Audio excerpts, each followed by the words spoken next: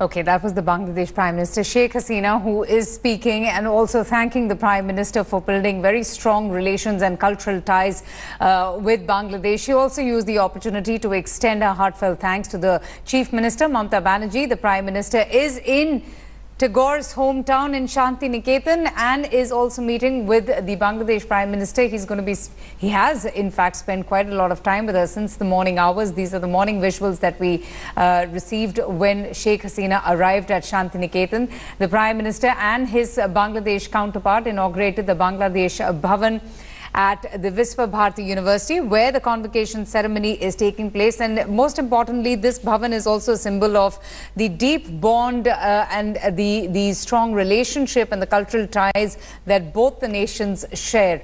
This time the meeting is more crucial given the importance that it holds for both India and Bangladesh. There are going to be a host of issues that are going to be discussed, from the water dispute to the Rohingya crisis. And there's also a difference of opinion between the Chief Minister Mamata Banerjee, who has been his sharpest critic, and the Prime Minister in the recent past. The leaders are most likely to discuss the Teesta Water Treaty, and as I just mentioned, the other border issues and the Rohingya crisis as well, along with issues related to connectivity, to power, to infrastructure. Sheikh Hasina is going to be here in India for a two-day official visit.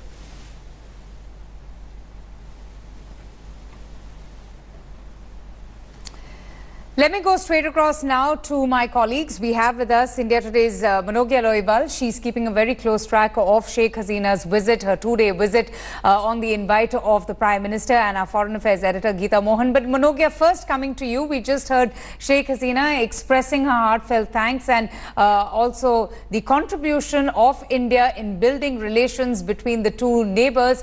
But tell us more. What happens after the convocation ceremony? What is expected in the next 2 days?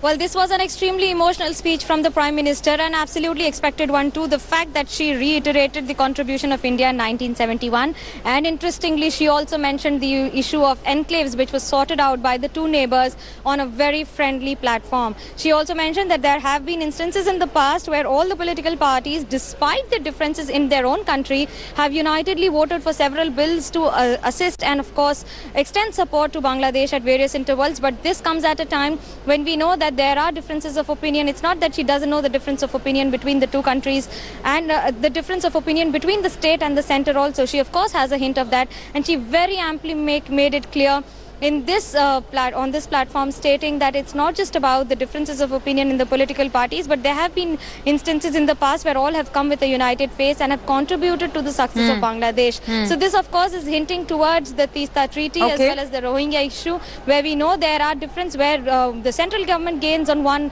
whereas the state government gains on one. So perhaps who wins the gamble is what needs to be watched out for in the next 1 hour. Absolutely. And let's also listen into what the Prime Minister also had to say during his visit to West Bengal earlier in the morning. Bharat और बांग्लादेश दो राष्ट्र हैं, लेकिन हमारे हित एक दूसरे के साथ समन्वय और सहयोग से जुड़े हुए हैं।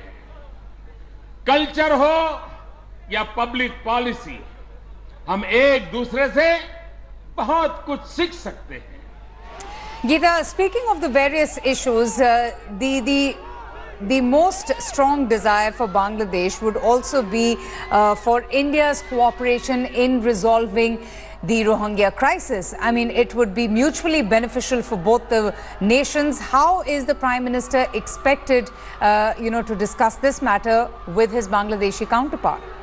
Well, Avantika, the speech that Prime Minister Sheikh Hasina made was is quite a political one. She invoked Indira Gandhi and said that it was India that took in all the refugees from Bangladesh during the time of war and crisis, and reminded India of the large heart that India has shown in the past, and basically trying to talk about the refugee crisis. But one has to remember, Avantika, that it was Indira Gandhi who also had said that India will not be accommodating refugees anymore because it is a huge economic burden and that they will have to go back.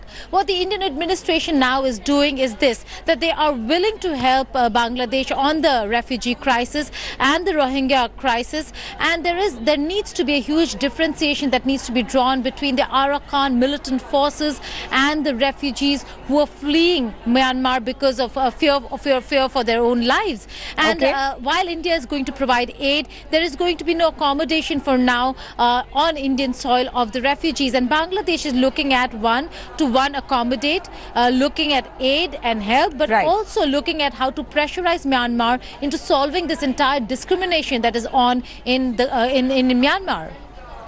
Absolutely. We leave it at that. Manogya and Geeta, thank you both for joining us. We'll keep coming back to you for further information on the visit of Sheikh Hasina and the Prime Minister's presence in West Bengal. Thanks for watching the video. For more such news and updates, please like, share and subscribe to India Today. Also check out our other great videos from our channel. We know you would love to.